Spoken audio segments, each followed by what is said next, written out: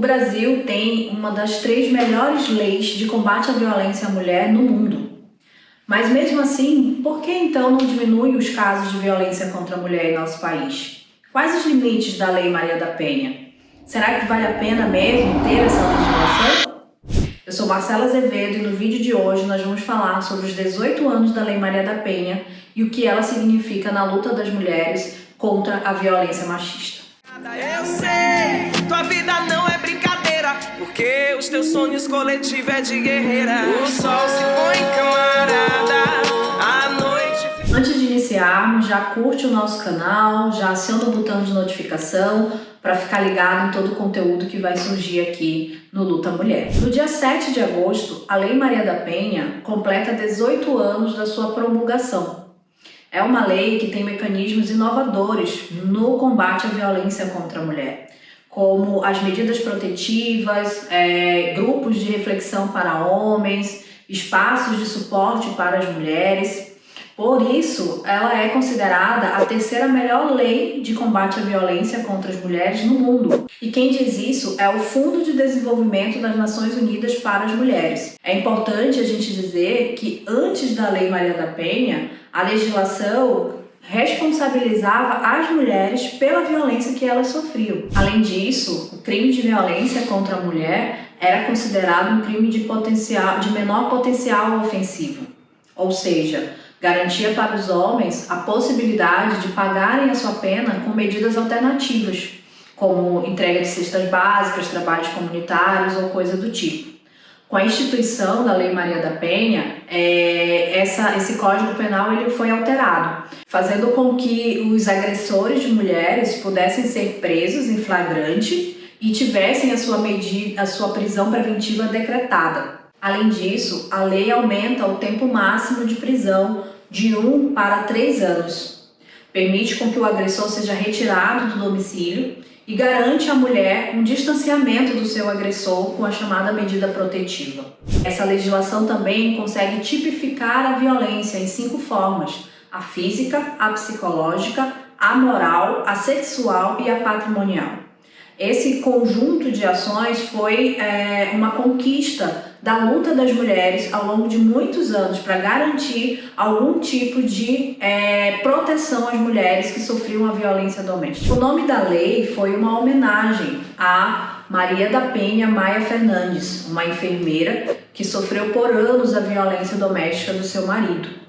Em 83, ele conseguiu acertá-la com um tiro nas costas, a deixando paraplégica. E após isso, também teve outras tentativas de assassinato, com eletrocução, afogamento. Tudo isso a Maria da Penha atuou, tentando denunciar o seu marido por mais de 20 anos. E somente em 2001, a Corte Interamericana de Direitos Humanos condenou o Brasil por negligência em relação ao tema do combate à violência doméstica a partir da denúncia da Maria da Penha. E em 2003, finalmente, seu marido foi preso, por conta de toda essa trajetória, a Maria da Penha se tornou um símbolo nessa luta das mulheres contra a violência doméstica e a violência machista. Por isso ela dá nome a essa lei, a Lei Maria da Penha. A existência da Lei Maria da Penha significa um avanço no combate à violência doméstica e também na legislação, que antes responsabilizava as mulheres pela violência que sofriam. A tipificação da violência, garantindo a reclusão do agressor, também é algo bastante importante, já que antes esses crimes eram pagos com penalidades alternativas, como cesta básica, trabalho comunitário. Hoje, isso não é mais permitido. Mas é importante a reflexão de que após 18 anos de promulgação, a gente ainda vê os índices de violência machista crescerem assustadoramente no país. E por que a gente vai fazer essa reflexão nesse vídeo, Recentemente, o Anuário de Violência, divulgado pelo Fórum Brasileiro de Segurança Pública, apontou que em 2023, mais uma vez, o Brasil bateu recordes em casos de violência e feminicídio. Foram 1.467 mortes de mulheres por razão de gênero, o maior número registrado desde a promulgação da Lei do Feminicídio em 2015. Também tiveram aumentos em agressões nas diversas áreas de violência: violência doméstica, ameaças, perseguição, stalking, violência psicológica e violência sexual. Ao todo, foram cerca de 1,2 milhão de mulheres vítimas de violência no país. Isso sem considerar a subnotificação desses crimes. Esses dados evidenciam que, apesar da importância da legislação, de ser um resultado da luta das mulheres, a legislação sozinha não garante a proteção às mulheres. Isso porque se torna letra morta se não houver investimento público para tirar a lei do papel. Contudo, ano após ano, o que a gente vê é exatamente o contrário. São cortes sucessivos no orçamento da política de combate à violência às mulheres. Essa falta de investimento faz com que a estrutura necessária para atender as vítimas de violência sejam cada vez mais defasadas no nosso país. Apenas 10% dos 5.500 municípios brasileiros contam com delegacia da mulher e apenas 1% tem casas-abrigo.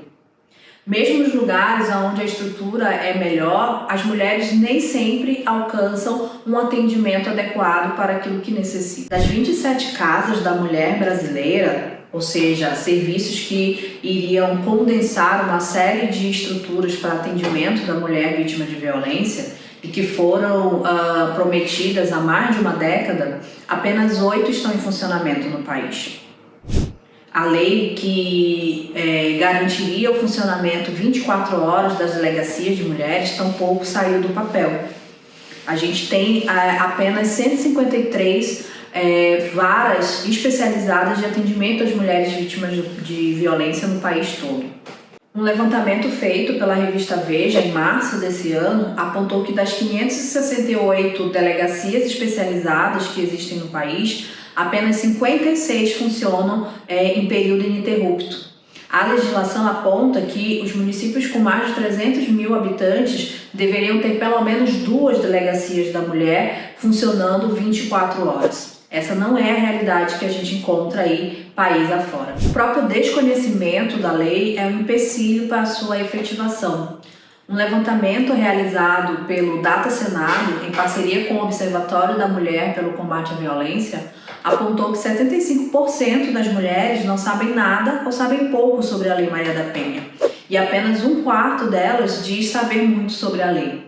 Esses elementos apontam que crimes, assassinatos e agressões que poderiam ser evitadas seguem acontecendo porque as mulheres sequer sabem aonde recorrer para garantir a sua proteção. Para muitos, pode surgir o questionamento de para que então serve a Lei Maria da Penha se ela não garante a vida das mulheres.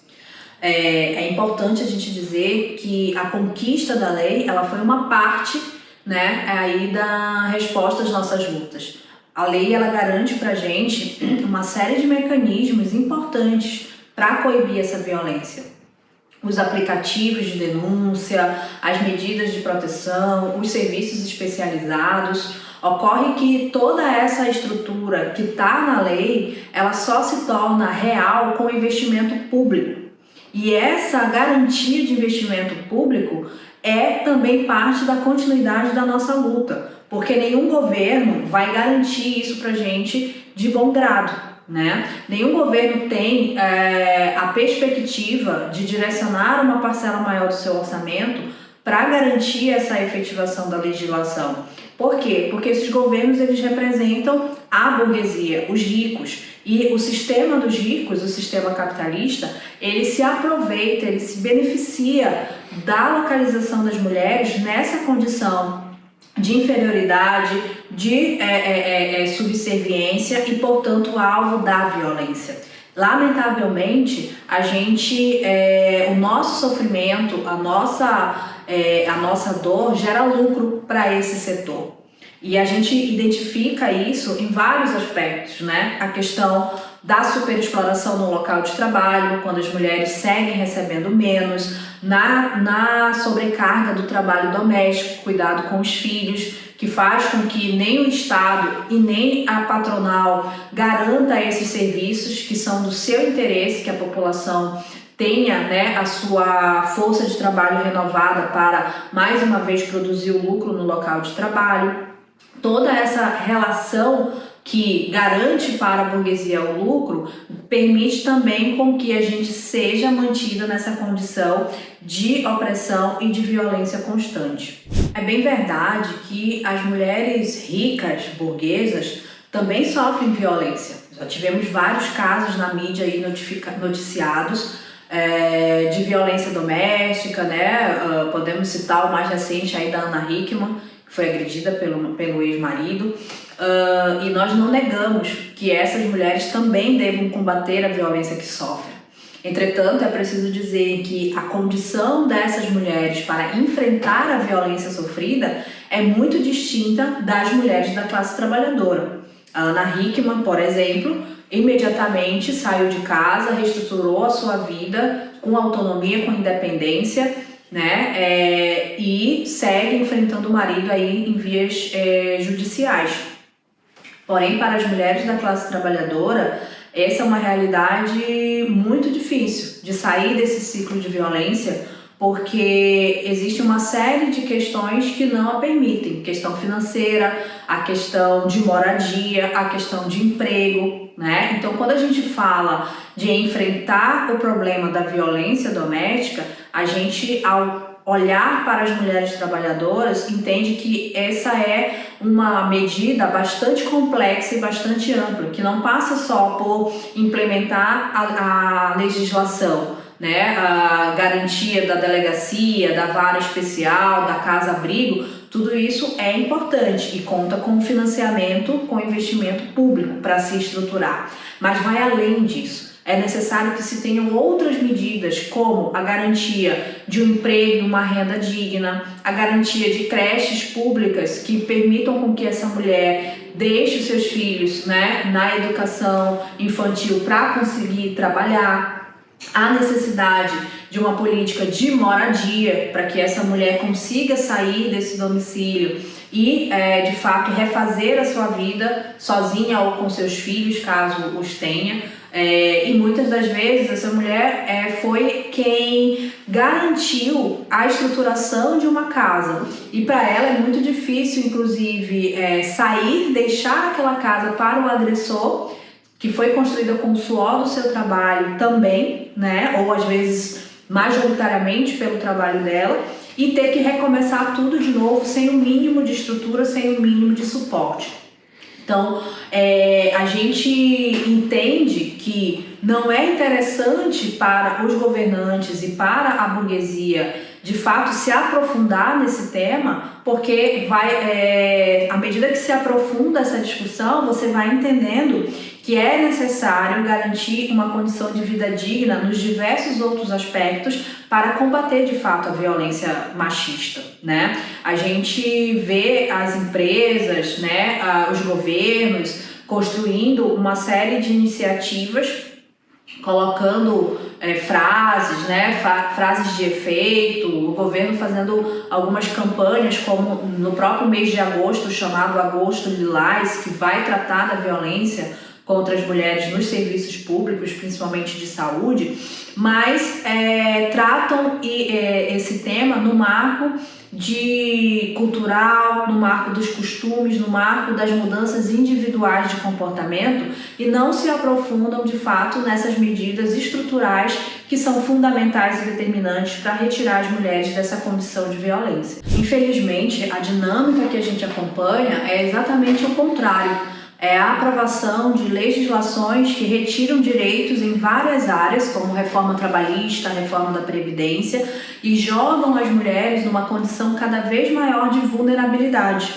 Combinado com isso, a gente viu no último período, não só como consequência do governo Bolsonaro, que propagandeava diretamente a misoginia, o ódio às mulheres e a completa restrição do direito das mulheres, direitos mínimos democráticos, mas também pelo próprio aprofundamento da crise econômica mundial, a gente viu crescer as ideologias de opressão e de reforço, né, de localizar as mulheres numa condição de submissão, numa localização de restringir o seu papel social apenas ao papel da maternidade, do cuidado da casa, dos afazeres domésticos, o que implicou diretamente também no crescimento da violência, né? Porque à medida que você tem essas ideologias sendo massificadas com muito mais peso, com muito mais ferocidade, você tem o reflexo disso na vida concreta das mulheres.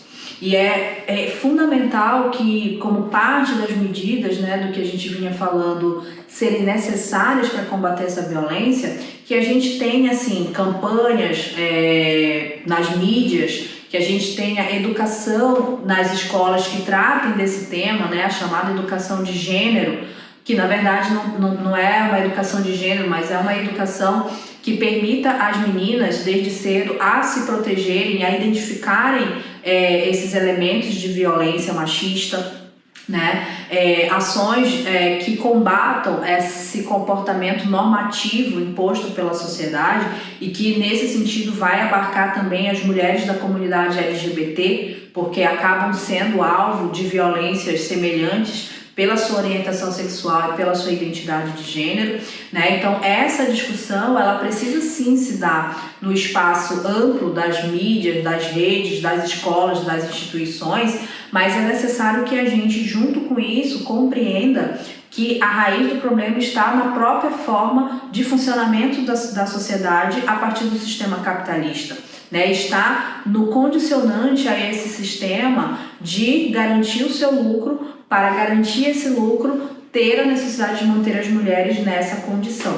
A reprodução dessas ideologias, elas são tão fortes que elas acabam entrando também na classe trabalhadora e fazendo com que os homens da nossa classe, os setores, né, da nossa classe, reproduzam essa violência, reproduzam essa opressão com os seus pares, né?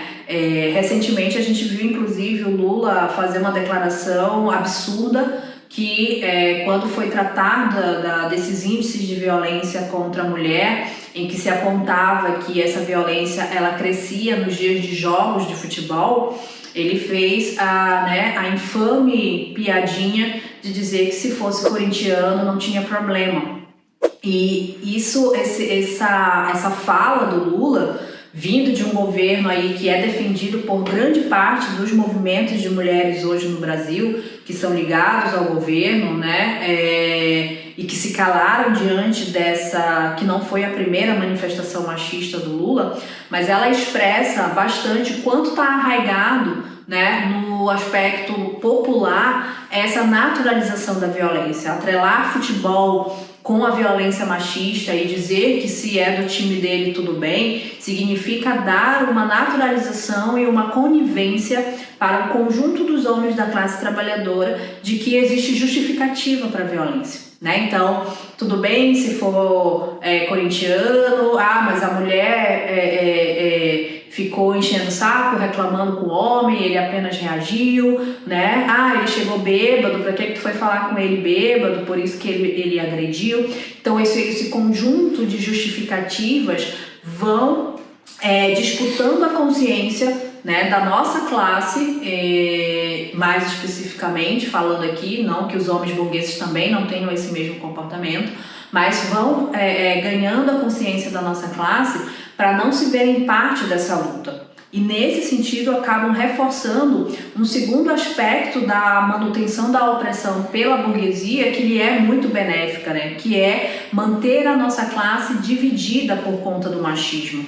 À medida que são os homens da classe trabalhadora que reproduzem esse comportamento, que reproduzem essas ideologias, fica muito mais difícil nós nos unificarmos enquanto classe para enfrentar os nossos verdadeiros algozes, aqueles que nos superexploram e que nos impõem uma realidade de miséria, de superexploração e de opressão conjunta enquanto classe, né? Por isso é fundamental que a gente tenha muito nítido que o conjunto da classe, conjunto da classe trabalhadora precisa assumir uma postura ativa frente ao combate à violência contra a mulher. É necessário que as organizações que representam a classe trabalhadora, os sindicatos, as organizações de bairro, né, os centros de populares, enfim, todo tipo de organização que a classe vem construindo, é fundamental que assumam a tarefa, junto com o movimento de mulheres, de fazer essa discussão, de disputar essa consciência e de se colocar na iniciativa, na ação ativa de combate à violência contra as mulheres, de enfrentamento a essas reproduções e a essa naturalização. Para nós não há outra forma de enfrentar esse problema que não seja unificando a nossa classe para combater não só o machismo, mas principalmente para enfrentar o sistema capitalista que impõe sobre nós esse conjunto de mazelas, esse conjunto de situações cruéis e absurdas cotidianas que a gente enfrenta.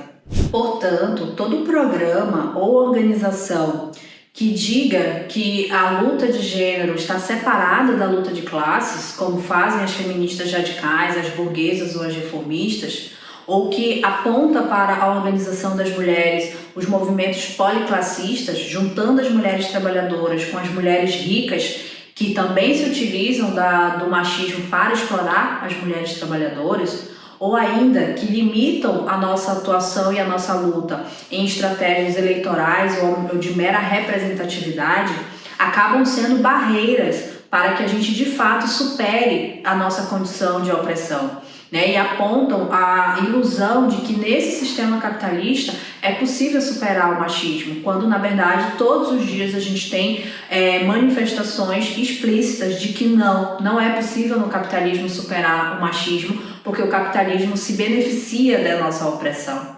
Então, para nós, é determinante de que a combinação da luta contra todo tipo de manifestação machista nos nossos dias cotidianos esteja atrelada também à nossa luta pela superação do capitalismo e pela construção de uma sociedade que permita às mulheres ter uma vida digna, ter uma vida protegida, em que a sua condição de violência, a sua condição de dor não sirva de lucro para uma pequena parcela. Para nós é determinante de que todos os dias a gente enfrente sim as mazelas impostas pelo machismo. Entretanto, sem deixar de considerar a nossa estratégia final de superação do capitalismo, porque sem isso a gente vai avançar aqui e mais ali na frente vão tirar da gente o que a gente conseguiu. Então, nesse contexto, obviamente que a Lei Maria da Penha, ela é uma conquista importante e a gente não abre mão dela. Todas as suas especificidades, todos os avanços que ela teve, inclusive, ao longo desses 18 anos, que foi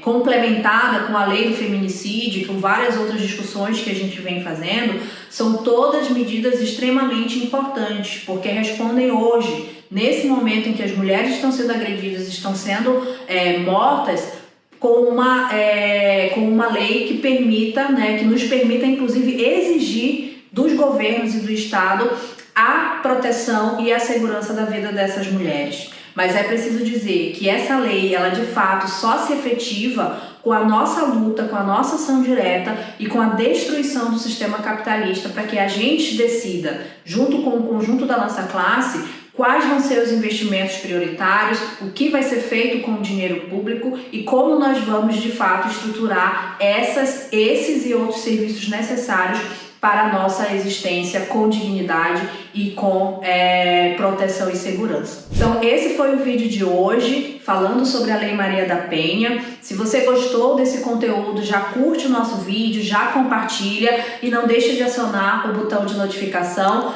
para receber os nossos conteúdos futuros que vão ser veiculados aqui no nosso canal.